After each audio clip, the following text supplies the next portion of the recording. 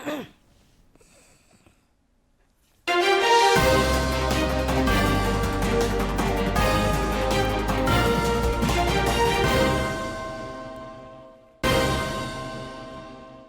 चुनाव आयुक्त ज्ञानेश कुमार ने बाबा वैद्यनाथ मंदिर में सपरिवार की पूजा अर्चना, देश के विकास की मंगल कामना। बासुकीनाथ धाम में पूजन कल, बीएलओ से करेंगे संवाद। केंद्रीय कृषि मंत्री शिवराज सिंह चौहान ने 25 फसलों की 184 उन्नत किस्में राष्ट्र को की समर्पित। बोले, भारत ने चावल उत्पादन में चीन को पछाड़ा, बना अग्रणी चावल निर्यातक। पेसा नियमावली पर भाजपा के निशाने पर सरकार।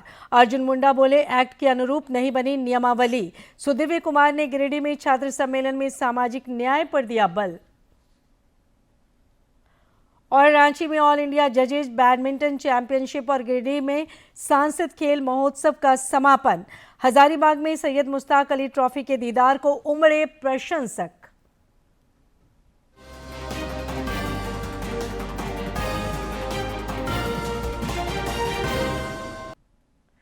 नमस्कार, खबरें झारखंड में आपका स्वागत है। खबरों के साथ मैं हूं सरोज झा और अब समाचार विस्तार से। प्रधानमंत्री नरेंद्र मोदी ने कहा है कि साल 2014 से विभिन्न खेलों में भारत का प्रदर्शन लगातार बेहतर हुआ है। आज वाराणसी में वीडियो कॉन्फ्रेंसिंग के माध्यम से 72वें राष्ट्रीय वॉलीबॉल टूर्नामेंट का उद्घाटन करते हुए श्री मोदी ने कहा कि भारत 2036 ओलंपिक की मेजबानी के लिए मजबूती से दावेदारी पेश कर रहा है। उन्होंने खेल और खिलाड़ियों को बढ़ावा देने की प्रतिबद्धता दोहराते हुए कहा कि उनकी सरकार ने खेल के क्षेत्र में कई बदलाव और सुधार किए हैं।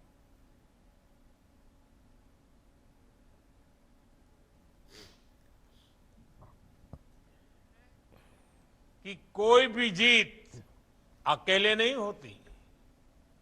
हमारी जीत हमारे कोऑर्डिनेशन, हमारे विश्वास और हमारी टीम की तत्परता पर निर्भर होती है।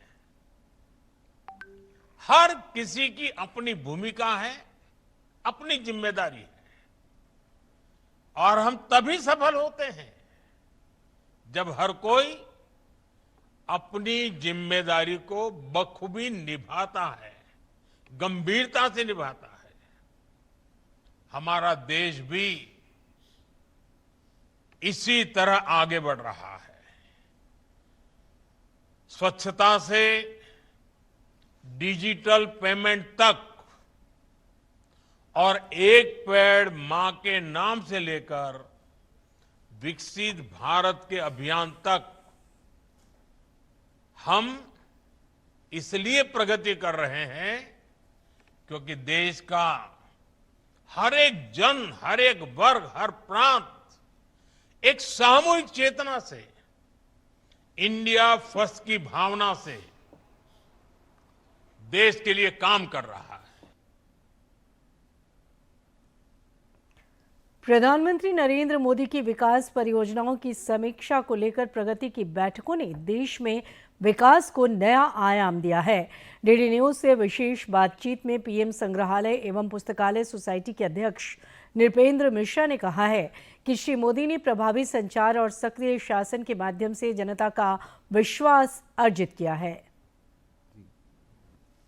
जो संवाद है ना उनका, वो जनता के से सामान्य संवाद से अलग थोड़ा सा इस दृष्टि से है कि वो हर एज ग्रुप के साथ संवाद करने की क्षमता रखते हैं। और इसलिए वो कहते भी हैं कि पूरा देश मेरा परिवार है। परीक्षा पर चर्चा तो एक बालकों के साथ संवाद हो गया। नई टेक्नोलॉजी तो उन्होंने जो ये आजकल जेड जनरेशन हो गया है जी, तो उन्हें मालूम है कि ये जो क्रिएटिव एज है 25 से 40, इसमें वह किस प्रकार से दिशा ही नहीं उत्साह भर सकते हैं। जी, वरिष्ठ लोगों के साथ चर्चा तो वह उनका एक अलग माध्यम हो जाता है। तो एक तो ये बात बड़ी ऐसे कम्युनिकेटर आपको, एंड दैट इज वाई वो हर वर्ग का विश्वास जो है उन्होंने पाया है, उसको आप चाहे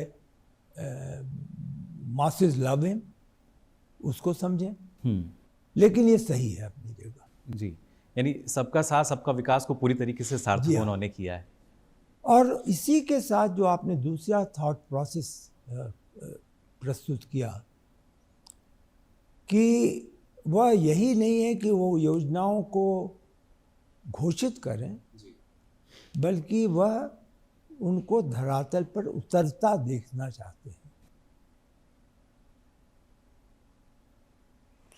मुख्य चुनाव आयुक्त ज्ञानेश कुमार झारखंड के 2 दिवसीय दौरे पर आज देवघर पहुंचे। एयरपोर्ट पर राज्य के मुख्य निर्वाचन पदाधिकारी के रवि कुमार और उपायुक्त नमन प्रेष लकड़ा समेत अन्य अधिकारियों ने उनका औपचारिक स्वागत किया। मुख्य चुनाव आयुक्त वहां से सीधे बाबा वैद्यनाथ मंदिर पहुंचे, जहां उन्होंने विधि विधान से पूजा अर्चना कर देश के विकास की मंगल कामना की। वे कल दुमका में बाबा बासुकीनाथ धाम में पूजा अर्चना करेंगे। इसके अलावा मुख्य चुनाव आयुक्त तपोवन हिल परिसर में बीएलओ से संवाद करेंगे, जिसके बाद मीडिया से भी रूबरू होंगे। कृषि और किसान कल्याण मंत्री शिवराज सिंह चौहान ने कहा है कि वर्ष 2025 में भारत का चावल उत्पादन 150 मिलियन टन से अधिक रहा है। भारतीय कृषि अनुसंधान परिषद द्वारा विकसित बेहतर गुणवत्ता वाली 25 फसलों की 184 नई किस्मों के उद्घाटन के अवसर पर श्री चौहान ने कहा कि भारत ने चावल उत्पादन के मामले में चीन को पीछे छोड़ दिया है। उन्होंने कहा कि भारत विश्व में अग्रणी चावल निर्यातक देश बन गया है। भारत ने चीन को पीछे छोड़ दिया, हम नंबर 1 बन गए। इस साल हमारा उत्पादन 150.18 मिलियन टन और चीन का 145.28 मिलियन टन। ये चीन को पेसा कानून को लेकर राज्य की राजनीति में गर्माहट दिख रही है। पूर्व मुख्यमंत्री और भाजपा के वरिष्ठ नेता अर्जुन मुंडा ने आज रांची में प्रेस वार्ता को संबोधित करते हुए आरोप लगाया कि राज्य सरकार ने आदिवासी स्वशासन की मूल भावना की आत्मा पर कुठारघात किया है। रांची के भाजपा प्रदेश कार्यालय में प्रेस वार्ता की। इस दौरान उन्होंने राज्य के पेसा नियमावली पर कई सवाल खड़े किए। उन्होंने कहा कि वर्ष 2019 में जब वे केंद्रीय जनजातीय मामलों के मंत्री थे, तब उन्होंने उड़ीसा और झारखंड राज्य से पत्राचार कर पेसा कानून को लागू करने का प्रस्ताव दिया था। इसके बाद उड़ीसा में पेसा कानून लागू किया गया। कई राज्य ऐसे थे जहां नियमावली नहीं बनी थी, सबको स्मारित किया गया, पत्र भेजा गया मंत्रालय की ओर से और त्वरित गति से कई राज्यों ने बनाया। उड़ीसा में नियमावली बना करके उसे लागू करने का कार्य को गति दिया, पर झारखंड काफी दिनों तक इसमें संभवतः चर्चा करता रहा, पर निष्कर्ष तक पहुंच नहीं पाए। वहीं झारखंड में बनी पेसा नियमावली पर सवाल खड़े करते हुए उन्होंने कहा कि पेसा एक्ट 1996 के अभिप्रेत में उल्लिखित प्रावधानों के अनुरूप नियमावली नहीं बनाई गई है। अभिप्रेत से ग्राम सभा की मुख्य बातें गायब हैं। राज्य सरकार ने इस मूल भावना की जो आदिवासी स्वशासन,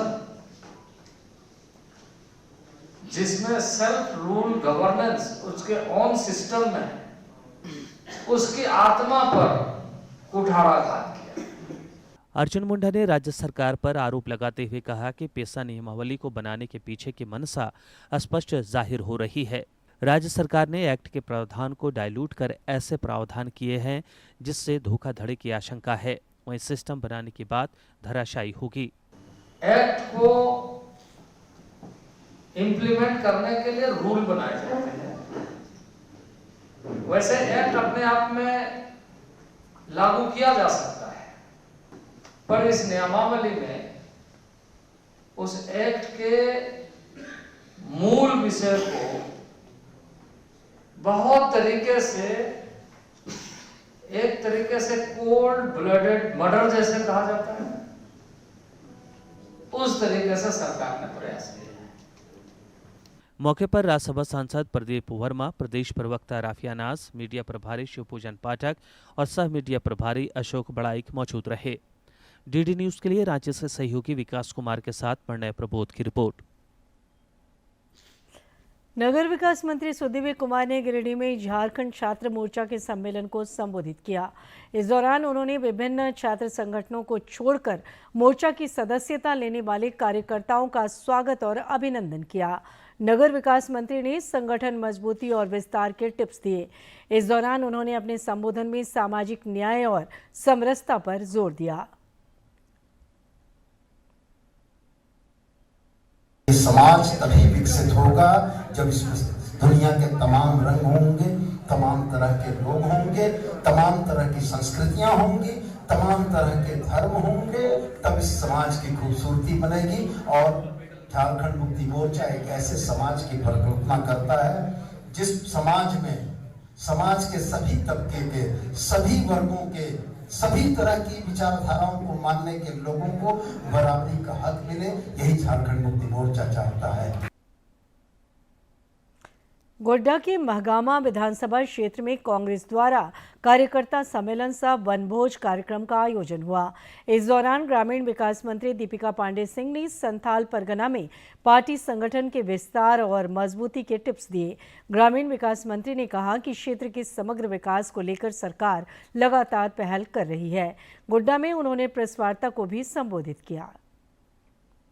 गोड्डा में विधानसभा स्तरीय कार्यकर्ता सम्मेलन सह वनभोज कार्यक्रम में राज्य की ग्रामीण विकास मंत्री दीपिका पांडे सिंह शामिल हुई। ये कार्यक्रम ठाकुर गंगटी प्रखंड के भगैया के समीप मानिकपुर पंचायत के करकटघट पहाड़ पर बने नेचर पार्क में आयोजित हुआ। इस दौरान मंत्री ने राज्य सरकार के कार्यों की सराहना की और कार्यकर्ताओं को पार्टी की मजबूती का मंत्र दिया। और एक बहुत सुंदर पार्क यहाँ पर डेवलप कर पाए हम लोग। यहाँ की महिलाओं के लिए, बच्चों के लिए, युवाओं के लिए रिक्रिएशन के लिए ऐसी कोई व्यवस्था नहीं थी पहले। विधानसभा स्तरीय इस कार्यक्रम में हजारों की संख्या में कांग्रेस के कार्यकर्ता और स्थानीय लोग शामिल हुए। इस दौरान मंत्री ने संगठन की मजबूती पर बल दिया। उन्होंने कहा कि 2 वर्षों में वन विभाग की ओर से पार्क का निर्माण कराया गया है।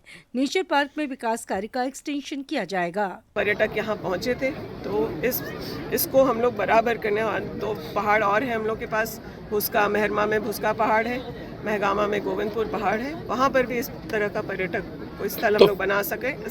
मंत्री ने कहा कि आने वाले समय में करकटघट पहाड़ी के समीप हो रहे अवैध माइनिंग पर पूरी तरह से रोक लगेगी और इसके समीप वाटर पार्क के साथ वोटिंग की व्यवस्था होगी ताकि यहां लोग पर्यटन का आनंद ले सकें। पहाड़ों पर इलीगल माइनिंग का प्रयास लोग कर रहे थे, उसको रोकना जरूरी था क्योंकि हमारे पहाड़ और जंगल बचेंगे तभी हम लोग भी सुरक्षित रहेंगे।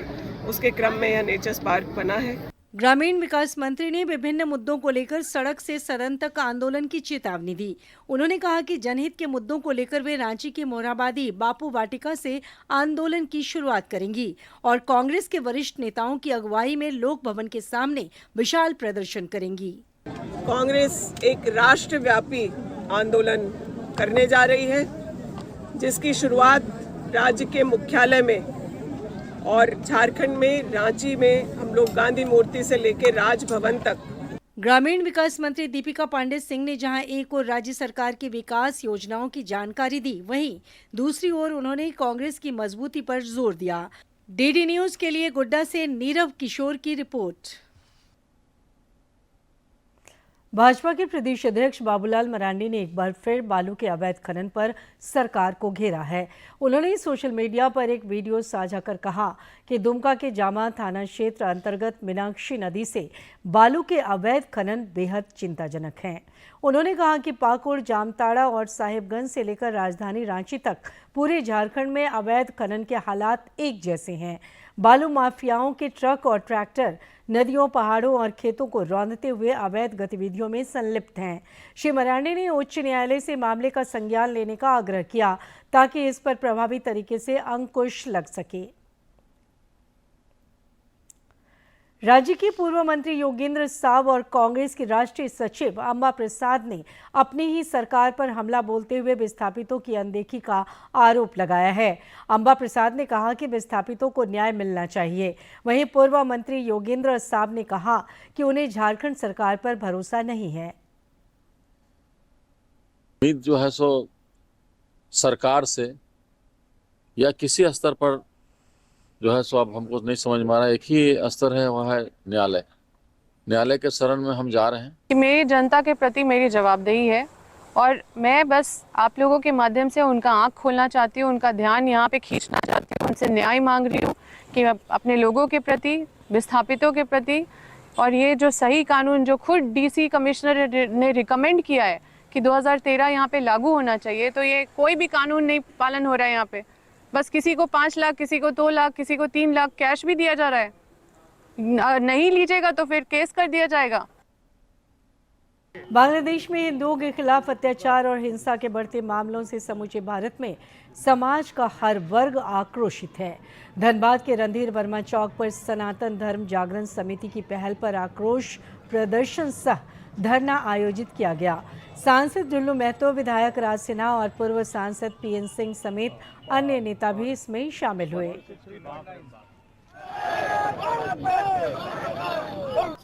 निश्चित तौर पर हिंदू सनातन संस्कृति के लोग शांति प्रिय होता है, धर्म और सत्य के रास्ते पर चलने वाले लोग होते हैं, और इस तरह से लगातार इस तरह से अत्याचार अन्याय हिंदुओं पर कतई बर्दाश्त नहीं किया जाएगा। बांग्लादेश में लगातार हिंदुओं की हत्या हो रही है, हिंदुओं पर अत्याचार हो रहा है, हिंदुओं का उत्पीड़न हो रहा है, और वहाँ का की सरकार मुखदर्शक सेना और पुलिस मिलकर इन दंगाइयों को हत्यारों का संरक्षण दिया। उसके विरोध में जागो सनातनी जागो संस्था ने धरना का आयोजन किया है। राजधानी रांची में 2 दिवसीय ऑल इंडिया जजेज बैडमिंटन चैंपियनशिप का आज समापन हो गया।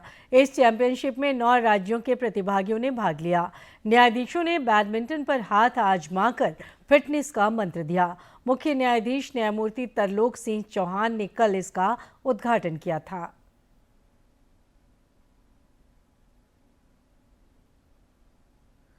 When you play sport, all your stress gets relieved. This is the perfect avenue for judges to actually come and relieve their stress. And if the stress is relieved, we go back to court on Monday as clearer, finer judges who are able to then dispense justice. ग्रामीण क्षेत्रों की छिपी हुई खेल प्रतिभाओं को मंच प्रदान करने के उद्देश्य से आयोजित कोडरमा सांसद खेल महोत्सव का आज गिरिडीह के बिरनी में समापन हो गया। इस दौरान केंद्रीय मंत्री अन्नपूर्णा देवी और भाजपा प्रदेश अध्यक्ष बाबूलाल मरांडी ने खेल प्रतिभाओं को तराशने और बढ़ाने पर बल दिया। विजेताओं को मेडल और प्रशस्ति पत्र देकर सम्मानित भी किया गया। गिरिडीह जिले के बिरनी में आज कोडरमा सांसद खेल महोत्सव के समापन पर जोश और उत्साह का माहौल रहा। केंद्र सरकार की महिला एवं बाल विकास मंत्री अन्नपूर्णा देवी ने खिलाड़ियों का उत्साह वर्धन करते हुए कहा कि प्रधानमंत्री नरेंद्र मोदी देश में खेलों के सर्वांगीण विकास के लिए प्रतिबद्ध हैं। उन्होंने जोर दिया कि अंतर्राष्ट्रीय स्तर पर भारत का परचम लहराने के लिए ग्रामीण क्षेत्रों से योग्य खिलाड़ियों को तलाश कर उन्हें बेहतर प्रशिक्षण और सुविधाएं उपलब्ध कराई जा रही हैं। ग्रामीण स्तर पर कैसे उन प्रतिभा को वहां से मंच तक लाया जा सके, उन्हें एक छोटे से मैदान से लेकर राष्ट्रीय और अंतर्राष्ट्रीय स्तर तक पहुंचाया जा सके, इन सारे चीजों को ध्यान में रखते हुए माननीय प्रधानमंत्री जी ने सांसद खेल महोत्सव का आयोजन किया। इस मौके पर भाजपा के प्रदेश अध्यक्ष और नेता प्रतिपक्ष बाबूलाल मरांडी ने प्रधानमंत्री नरेंद्र मोदी की दूरगामी सोच की सराहना की।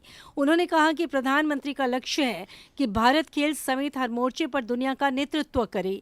सांसद खेल महोत्सव इसी सोच का परिणाम है, जहां गांव के युवाओं को अपनी प्रतिभा दिखाने का अवसर मिल रहा है। समारोह में चतरा सांसद कालीचरण सिंह, हजारीबाग सांसद मनीष जायसवाल और कई अन्य गणमान्य लोग भी मौजूद रहे, जिन्होंने विजेताओं का मनोबल बढ़ाया। देश के जो प्रधानमंत्री आदरणीय नरेंद्र मोदी जी की जो सोच है कि खेलो इंडिया, फिट इंडिया, यानी खेलेंगे तो लोग फिट भी रहेंगे, तंदुरुस्त रहेंगे, स्वस्थ रहेंगे। और जब तक यहाँ देश में स्वस्थ नहीं रहेंगे लोग, तो फिर हम देश को मजबूत भारत नहीं बना सकते। कोडरमा लोकसभा क्षेत्र के इस खेल महाकुंभ में गिरिडीह, हजारीबाग और कोडरमा के खिलाड़ियों ने अपनी खेल भावना से सबका दिल जीत लिया। समापन समारोह में भाजपा कार्यकर्ताओं और हजारों खेल प्रेमियों की मौजूदगी ने इस आयोजन को यादगार बना दिया। निश्चित रूप से ग्रामीण स्तर पर आयोजित ऐसे खेल महोत्सव आने वाले समय में देश को नई चैंपियन प्रदान करेंगे। डीडी न्यूज के लिए गिरिडीह से रमेश प्रभाकर की रिपोर्ट। झारखंड ने पिछले दिनों पहली बार प्रतिष्ठित सैयद मुश्ताक अली ट्रॉफी जीतकर इतिहास रचने का काम किया है। अब ये ट्रॉफी प्रशंसकों के दीदार के लिए जगह जगह ले जाई जा रही है। हजारीबाग पहुंचने पर ट्रॉफी का जोरदार स्वागत किया गया।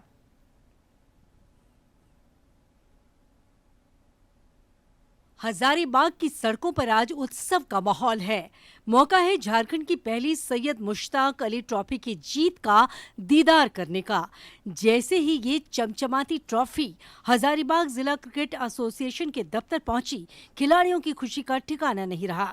खिलाड़ियों का कहना है कि ये जीत उनके लिए महज एक खिताब नहीं, बल्कि एक बड़ा सपना सच होने जैसा है। प्लेयर के लिए अच्छा बात है, मतलब गर्व की बात है पूरा झारखंड के लिए कि हम लोग ये ट्रॉफी आया। हमारे सारे जितने भी प्लेयर जो सैयद मुश्ताक अली खेले, वो अच्छे से हम लोग को मतलब वैसा टीम बन के अच्छा एक बाउंड होकर अच्छा जिता के दिए मैच।